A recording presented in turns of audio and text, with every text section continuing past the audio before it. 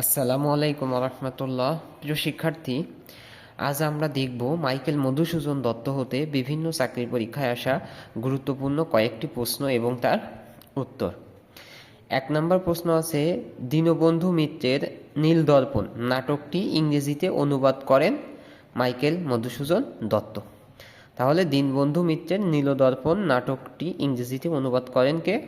মহাকবি Michael Madhusudan Dutta. Michael Madhusudan দত্তের পত্রকাব্য কোনটি? বীরাঙ্গনা। বীরাঙ্গনা মাইকেল মধুসূদন দত্তের পত্রকাব্য। বাংলা সাহিত্যে সনেট রচনা প্রবর্তককে? বাংলা সাহিত্যে সনেট রচনা প্রবর্তক মাইকেল মধুসূদন দত্ত। মধুসূদন দত্ত রচিত ঐতিহাসিক নাটক কোনটি? কৃষ্ণ কুমারী। মধুসূদন দত্ত রচিত ঐতিহাসিক নাটক কৃষ্ণ কুমারী। বাংলা কবিতায় অমিতাক্ষর ছন্দের প্রবর্তক মাইকেল মধুসূদন দত্ত। মেঘনাবত কাব্য এর কাহিনী যেখান থেকে গৃহীত?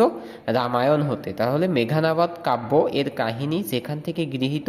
রামায়ণ হতে।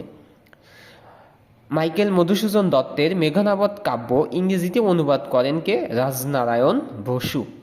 মাইকেল মধুসূদন দত্তের মেঘনাবত কাব্য ইংরেজিতে অনুবাদ করেন রাজনারায়ণ বসু। এরপরে লাস্ট কোশ্চেনটা আমাদের আছে, বঙ্গভাষা কবিতাটি যে ছন্দে রচিত অক্ষর বৃত্ত। তাহলে বঙ্গভাষা কবিতাটি যে ছন্দে রচিত অক্ষর বৃত্ত।